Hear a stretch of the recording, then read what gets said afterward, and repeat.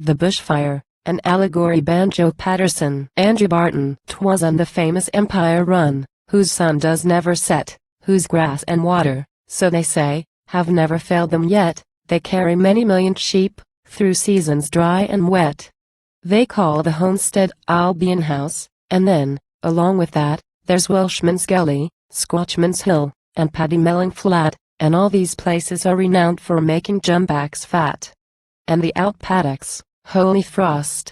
There wouldn't be no sense for me to try and tell you half, there really are immense.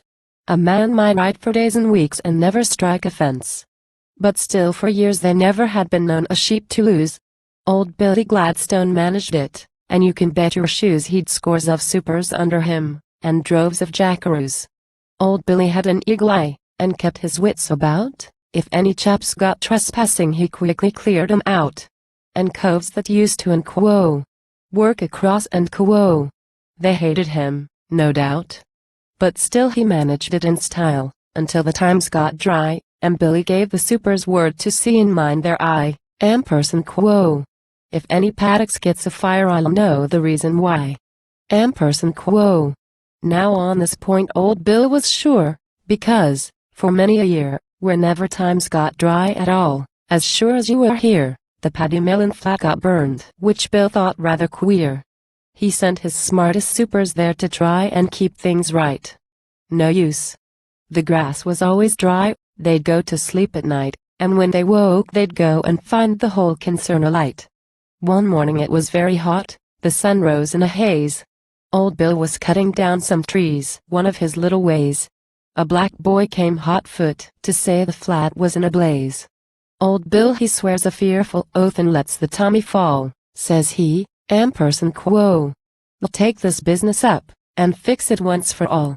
If this goes on the cursed run will send us to the wall. Ampersand quo.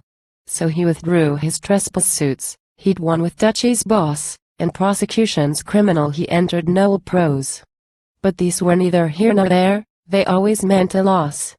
And off to Paddymelon Flat he started double quick trailloads of men with lots of grog lest heat should make them sick, and all the strangers came around to see him do the trick. And there the fire was flaming bright, for miles and miles it spread, and many a sheep and horse and cow were numbered with the dead. The super came to meet old Bill, and this is what he said, ampersand quo. No use to try to beat it out, 'twill dry you up like toast. I've done as much as man can do, although I never boast. I think you'd better chuck it up, and let the jumbacks roast. Ampersand quo. Then Bill said just 2 words, ampersand quo. You're sacked, ampersand quo. And pitches off his coat, and wrenches down a blue gum bough and clears his manly throat, and into it like threshing wheat right sturdily he smote.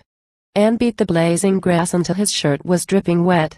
And all the people watched him there to see what luck he'd get, ampersand quo. Gosh!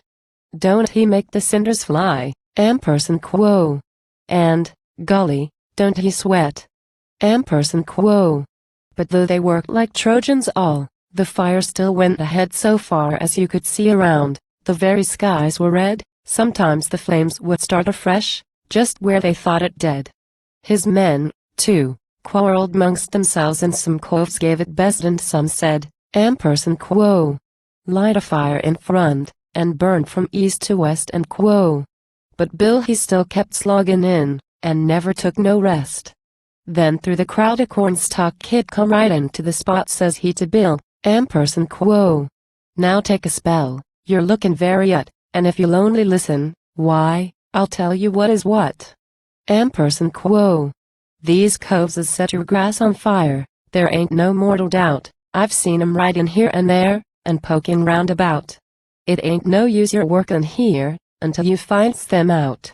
Ampersand quo. See yonder, where you beat the fire, it's blazin' up again, and fires are starting right and left on Tipperary Plain. Beating them out is useless quite, unless heaven sends the rain. Then Bill, he turns upon the boy, ampersand quo. Oh, hold your tongue, you pup. Ampersand quo. But a cinder blew across the creek while Bill stopped for a sup, and fired the Albion paddocks, too. It was a bitter cup. Old Bill's heart was broke at last. he had to chuck it up.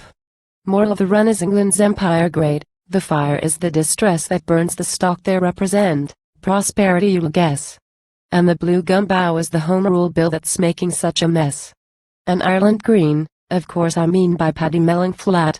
All men can see the fire, of course, spreads on it such a bat, but who are setting it alight, I cannot tell you that. But this I think all men will see, and hold it very true, ampersand quo. Don't quarrel with effects until the cause is brought to view. Ampersand quo. What is the cause? That cornstalk boy, he seemed to think he knew.